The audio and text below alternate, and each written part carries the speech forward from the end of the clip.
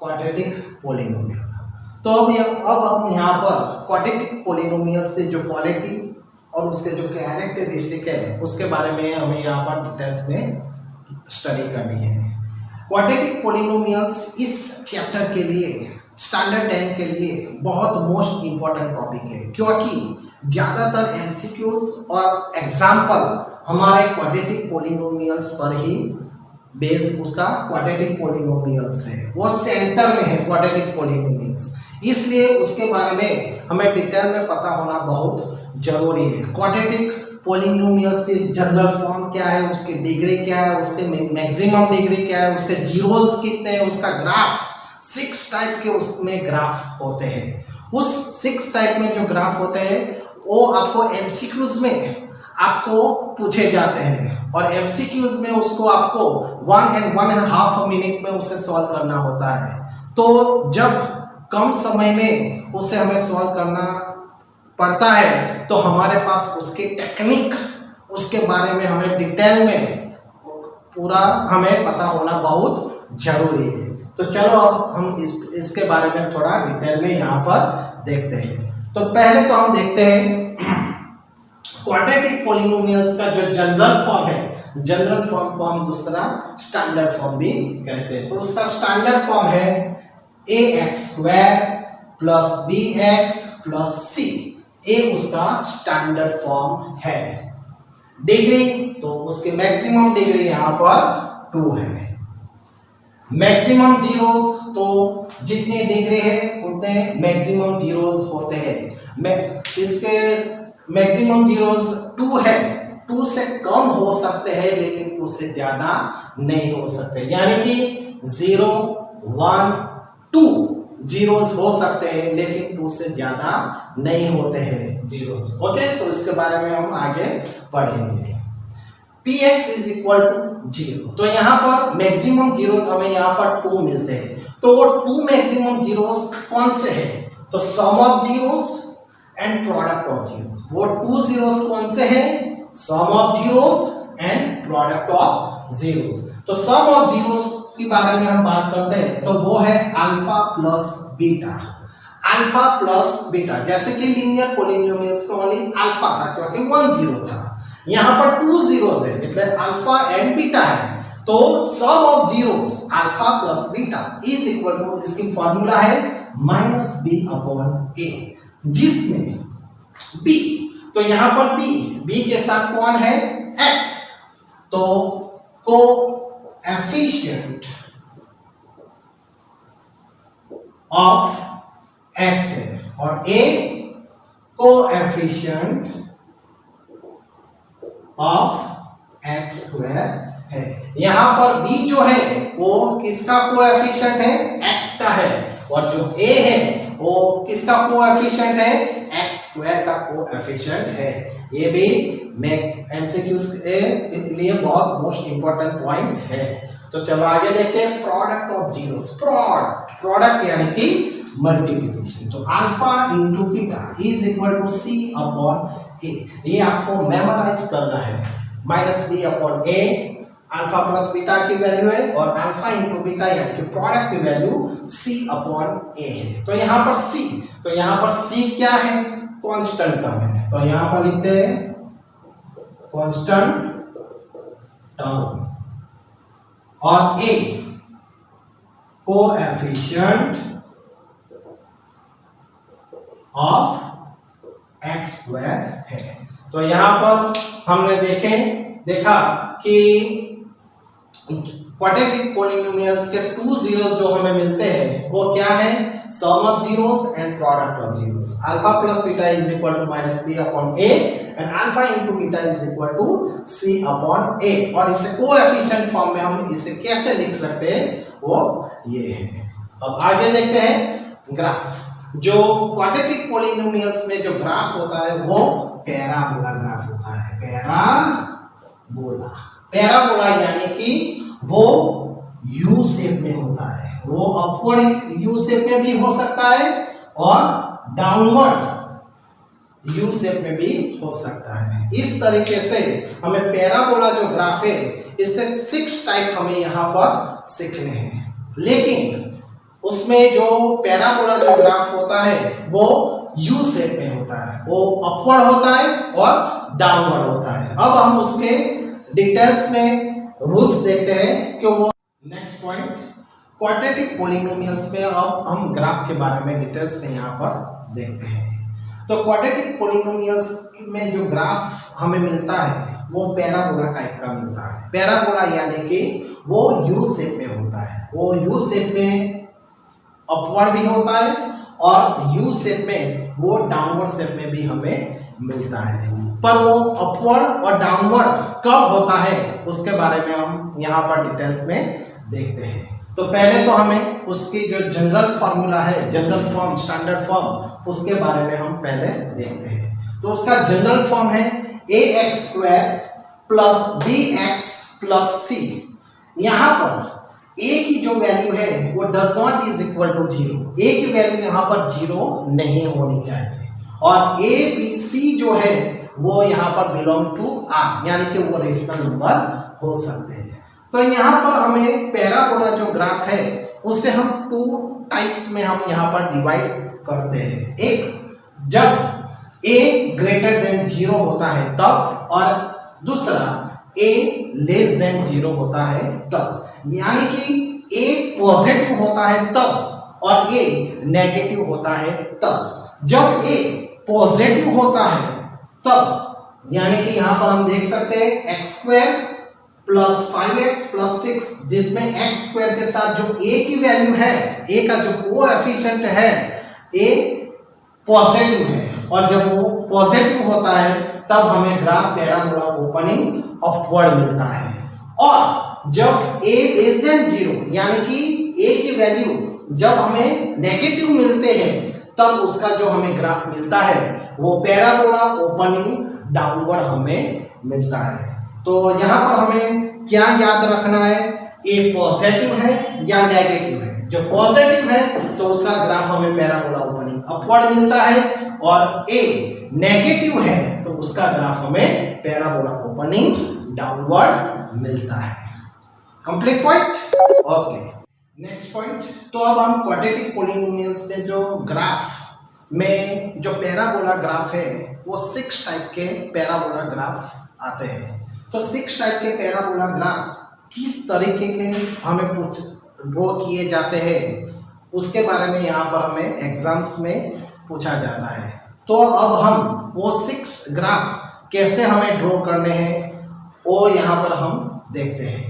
तो पहले तो हम देखते हैं, हमने आगे देखा कि क्वाड्रेटिक पॉलिनोमियल्स में जो मैक्सिमम जीरोस है वो मैक्सिमम जीरोस यहाँ पर कितने होते हैं, 2 होते हैं। तो 2 से कम हो सकते हैं लेकिन 2 से ज्यादा मैक्सिमम जीरोस नहीं होते हैं। 2 से लेस यानी कि 2 जीरोस हो सकते हैं, 1 जीरोस हो सकते हैं, और no real solution. No real solution यानी कि 0 भी 0 हो सकते हैं। तो 2 जीरोस कब आते हैं, 1 जीरोस कब हमें मिलता है, और नो रियल सॉल्यूशन हमें कब मिलता है उसके बारे में यहाँ पर हम थोड़ा डिटेल्स में देखते हैं। तो हमारा पहला क्वेश्चन है x² प्लस 5x प्लस 6। तो जो ये फैक्टराइजेशन है उस फैक्टर्स में हमें उसके पार्ट्स करने हैं। तो अब यहाँ पर हम देखते हैं x² प्लस 5x प्लस 6 है। तो चलो अब यहाँ पर हम देख सकते हैं कि x² के साथ जो a की वैल्यू है यहाँ पर 1 है, सेकंड कांस्टेंट c की वैल्यू यहाँ पर 6 है। तो हमें क्या करना है, a और c का यहाँ पर मल्टीप्लिकेशन करना है, यानी कि 1 × 6 प्लस 6। अब हमें प्लस 6 के ऐसे पार्ट्स करने हैं, ऐसे उसे डिवाइड करने हैं जिससे उसका मल्टीप्लाई किया जाए तो हमें 6 मिलते हैं, और उसका एडिशन किया जाए तो हमें मिडिल टर्म 5x यहाँ पर हमें मिलना चाहिए। तो चलो अब देखते हैं 3 × 6, 3 × 6। तो यहाँ पर हम देख सकते हैं कि दोनों का मल्टीप्लाई करते हैं तो हमें 6 मिलते हैं। अब जब यहाँ पर पॉजिटिव 6 होते हैं, पॉजिटिव फिगर यहाँ पर होती है, तो मिडिल टर्म की साइन जो है वो हमें यहाँ पर सेम टू सेम रखनी है, और यहाँ पर माइनस है तो हमें मिडिल टर्म की साइन बिग डिजिट को देनी है और स्मॉल डिजिट को ऑपोजिट साइन हमें देनी है। तो यहाँ पर हम पहले तो देखते हैं प्लस पॉजिटिव 6 है, इसलिए मिडिल टर्म की साइन हम दोनों को यहाँ पर दे देते हैं। ये पॉइंट आपके लिए बहुत वेरी मोस्ट इंपॉर्टेंट है। जो आपको ये सॉल्व करना आपको आ जाता है वो आप इजीली क्लियर कर लेते हैं तो आपका आंसर बहुत इजीली आता है और इससे आपके आंसर परफेक्ट होने की प्रोबेबिलिटी आपकी ज्यादा हो जाती है। तो इसमें आपको थोड़ी मेहनत करनी जरूरी है। तो चलो आप देखते हैं। तो +3 एंड +2, तो जब इसके जीरोस की जब हम बात करते हैं तो उसके जो हमें जीरोस की वैल्यू मिलती है वो नेगेटिव वैल्यूज हमें हो जाएगी। जो +3 है तो -3 हो जाएगी और +2 है तो ये -2 हो जाएगी। कैसे? तो चलो हम उसके बारे में थोड़ा देखते हैं। तो x² + 5x + 6 इसके हमें 2 फैक्टर्स मिले। कौन से 2 फैक्टर्स मिले? x + 3 और x + 2। अब हमें इसके जीरोस फाइंड करने हैं। तो x + 3 इज इक्वल टू 0 और x + 2 इज इक्वल टू 0, यानी कि x इज इक्वल टू -3 और x इज इक्वल टू -2। तो यहाँ पर हमें जो वैल्यूज मिलती है उससे ऑपोजिट हमें जीरोस की वैल्यू हमें मिलती है। तो यानी कि यहाँ पर जीरोस की वैल्यू हमें क्या मिलती है? -3 और -2। तो -3 और -2 किस ओर आते हैं? x के है, x एक्सिस पर हमें जीरो की लेफ्ट साइड पर हमें मिलता है। तो अब हम जो पैराबोला ग्राफ ड्रॉ करने जा रहे हैं वो कैसा होगा हमारा पैराबोला ग्राफ? तो यहाँ पर तो पहले हमें क्या देखना है? a पॉजिटिव है। a पॉजिटिव है तो हमारा पैराबोला ग्राफ जो है वो ओपनिंग अपवर्ड होगा। कैसा होगा? ओपनिंग अपवर्ड होगा और x एक्सिस को 2 डिस्टिंक्ट पॉइंट में वो इंटरसेक्ट होते हैं। 2 डिस्टिंक्ट पॉइंट में यहाँ पर इंटरसेक्ट होते हैं। मैं यहाँ पर -3 -2 ऐसा यहाँ पर वैल्यू दिखा नहीं रहा हूँ क्योंकि सिर्फ हमें ग्राफ किस तरह का होता है वही हमें यहाँ पर देखना है। तो इस तरीके से हमें जब 2 जीरोस मिलते हैं तो इसमें हम देख सकते थे यहाँ पर हमें x एक्सिस में पैराबोला जो ग्राफ है वो हमें अपवर्ड डायरेक्शन में क्यों मिला? क्योंकि यहाँ पर x a की वैल्यू यहाँ पर पॉजिटिव है और 2 डिस्टिंक्ट पॉइंट में वो इंटरसेक्ट होता है, इसलिए हमें यहाँ पर 2 डिस्टिंक्ट पॉइंट मिलते हैं। तो -x² + x + 6। तो अब यहाँ पर हम देख सकते हैं कि यहाँ पर जो a की वैल्यू है वो नेगेटिव है, इसलिए हमारा जो ग्राफ होगा वो पैराबोला डाउनवर्ड होगा। लेकिन पहले उसमें हम उसके पार्ट्स कर लेते हैं। चलो देखते हैं। तो -x² + x + 6 यानी कि a जो है वो नेगेटिव है 1 और c की वैल्यू जो है वो पॉजिटिव 6 है, यानी कि दोनों का हम मल्टीप्लिकेशन करते हैं वो a एंड c का, तो हमें -6 यहाँ पर हमें मिलते हैं। तो अब -6 के हमें ऐसे पार्ट्स करने हैं जिससे हमें 1 मिले। तो चलो देख लेते हैं। 3 × 2 = 6। तो यहाँ पर अब माइनस है, जब यहाँ पर माइनस है तो हमें क्या करना है? तो मिडिल टर्म की साइन बिग डिजिट को देनी है और स्मॉल डिजिट को हमें ऑपोजिट साइन हमें देनी है। उसका दोनों का हम मल्टीप्लाई करते हैं तो -6 हो जाता है और 3 में से 2 निकालते हैं तो हमें 1x मिल जाता है। अब इसके जीरोस की हम बात करते हैं तो अब हमें उसके जीरोस कैसे मिलते हैं? ये +3 है तो -3 मिलेगा और ये -2 है इसलिए हमें +2 मिलता है। तो अब हमें ग्राफ ड्रॉ करना है। तो चलो अब हम यहाँ पर देख सकते हैं कि -3 हमें मिलता है, यहाँ पर मिलता है और यहाँ पर +2 हमें यहाँ पर मिलता है। तो यहाँ पर हम 2 लिखते हैं। ओके, और नेगेटिव है, ये हमारा जो है नेगेटिव है इसलिए हमारा ग्राफ जो होगा वो ओपनिंग डाउनवर्ड होगा। तो चलो अब हम यहाँ पर हम ड्रॉ करते हैं। तो इस तरीके से हमें जो ये ग्राफ यहाँ पर हमें मिलता है वो ओपनिंग डाउनवर्ड मिलता है और वो 2 डिस्टिंक्ट पॉइंट पे वो यहाँ पर इंटरसेक्ट करता है। तो ये हमारा पॉइंट हो गया। तो अब हम देखते हैं हमें 1 जीरोस कब मिलते हैं। तो चलो अब देखते हैं। ये भी 3 टर्म्स होते हैं तो हमें उसमें डिवीजन की ही मेथड हमें करनी होती है। तो यहाँ पर हमें 3 टर्म्स है, तो चलो अब यहाँ पर हम देख लेते हैं। यहाँ पर a इज इक्वल टू 1 है और c इज इक्वल टू 9 है, दोनों का मल्टीप्लीकेशन करते हैं तो प्लस 9, 3 3 जा 9, 3 3 जा 9। यहाँ पर प्लस है इसलिए मिडिल टर्म की जो साइन है वो हमें दोनों को देनी होगी, सेम टू सेम साइन हमें देनी है। तो यहाँ पर हम देख सकते हैं हमें -3 और a भी -3, इसलिए हमें जो जीरोस मिलता है वो हमें 3 मिलता है। वो हमें जीरोस की वैल्यू क्या मिलती है 3, दोनों पॉजिटिव 3 हमें यहाँ पर मिलता है। तो चल पॉजिटिव 3 यानी कि वो यहाँ पर होगा। अब हम यहाँ पर देखते हैं कि ओपनिंग अपवर्ड होगा या ओपनिंग डाउनवर्ड। तो ये जो है ए की वैल्यू यहाँ पर पॉजिटिव है, इसलिए हमारा ग्राफ जो होगा ओपनिंग होगा।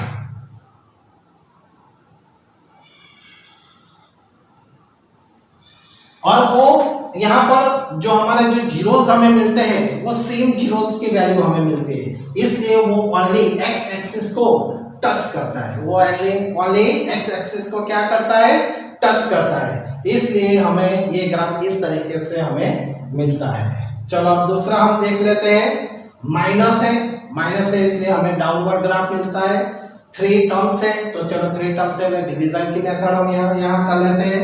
-4 मल्टीप्लाई -1 यानी कि +4। अब हमें +4 के इस तरीके से हमें डिवाइड करने हैं, उससे पार्ट्स करने हैं जिससे हमें 4 मिले। तो 2 2 जा 4, 2 2 जा 4 और ये पॉजिटिव है इसलिए मिडिल टर्म की साइन हमें दोनों को देनी है सेम टू सेम, इसलिए यहाँ पर हमारा जो आंसर आता है वो नेगेटिव -2 आएगा। क्या आएगा -2, तो -2 हमें यहाँ पर लिखना है और ये नेगेटिव है એટલે वो ग्राफ हमारा ओपनिंग डाउनवर्ड होगा और वो एक्स एक्सिस को ओनली टच करता है। ओनली क्या करता है टच करता है। यहाँ पर क्या है वो 2 पॉइंट में यहाँ पर इंटरसेक्ट करता है। यहाँ पर क्या होता है वो ओनली एक्स एक्सिस को टच करता है। ओके, तो चलो अब हम नेक्स्ट पॉइंट देख लेते हैं, नो रियल सॉल्यूशन हमें कब मिलते हैं। तो इसमें भी हम देख सकते हैं कि यहाँ पर हमें 3 टर्म्स दिए हुए हैं। तो चलो सेम टू सेम मेथड से 5 2 5 जा 10 +10। अब हमें यहाँ पर 10 के इस तरीके से पार्ट्स करने हैं जिससे हमें 4 मिले। तो चलो अब यहाँ पर देखते हैं 5 2 जा 10, 5 2 जा 10। अब हम यहाँ पर प्लस है तो प्लस है तो मिडिल टर्म की साइन यहाँ पर हम रखते हैं। तो अब यहाँ पर हम देख सकते हैं उसका मल्टीप्लिकेशन जो हम करते हैं तो हमें +10 मिलता है, लेकिन अब यहाँ पर हमें मिडिल टर्म की साइन हमारा यहाँ पर सेट नहीं हो रही है। -5 -2 तो -7 हमें यहाँ पर मिलते हैं, यानी कि यहाँ पर ये जो मेथड्स है वो यहाँ पर फुलफिल नहीं हो रही है। इसका मतलब यहाँ पर हमें नो रियल सॉल्यूशन मिलते हैं, तो यहाँ पर हमें जीरोस रियल मिलते नहीं है। तो अब हमें उसका ग्राफ किस तरीके से ड्रॉ करना है, तो positive a is equal to positive है यानी कि अपवर्ड होगा। तो चलो यहाँ पर ओपनिंग अपवर्ड ड्रॉ करते हैं और नो रियल सॉल्यूशन यानी कि वो एक्स एक्सिस को किसी भी एक्स एक्सिस को वो इंटरसेक्ट भी नहीं करता, टच भी नहीं करता, इसलिए वो इस तरीके का वो एक ग्राफ हमें ड्रॉ करना होता है जो एक्स एक्सिस को टच नहीं करता है। उसी तरह same to same point, last point -3x² + 2x - 1। तो चलो देख लेते हैं +3 के हमें पार्ट्स करने हैं। तो 3 1 जा 3, 3 1 जा 3। यहाँ पर प्लस है तो हमें मिडिल टर्म की साइन देन रखनी है। तो यहाँ पर हम देख सकते हैं +3 + 1 तो +4 होते हैं और यहाँ पर हमें +2 चाहिए। तो इसका मतलब ये हमें यहाँ पर रियल सॉल्यूशन नहीं मिल रहा है। ओके, तो अब हमें क्या करना पड़ेगा, ये नेगेटिव है इसलिए हमें negative parabola opening downward draw करना पड़ेगा और वो एक्स एक्सिस को यहाँ पर इंटरसेक्ट नहीं होगा। इस तरीके से यहाँ पर हमें पैराबोला के 6 टाइप के ग्राफ मिलते हैं। जब हमें 2 रियल सॉल्यूशन मिलते हैं तब उसका ग्राफ हमें वो एक्स एक्सिस को 2 पॉइंट में इंटरसेक्ट होते हैं। जब हमें 1 रियल सॉल्यूशन मिलता है तब वो एक्स एक्सिस को ओनली टच करता है, और जब हमें रियल सॉल्यूशन नहीं मिलते हैं तब वो एक्स एक्सिस को टच नहीं करते हैं। और वो अपवर्ड कब होता है? जब ए पॉजिटिव होता है तब, और ए नेगेटिव होता है तब वो पैराबोला ग्राफ हमारा डाउनवर्ड होता है। Okay, cubic polynomial.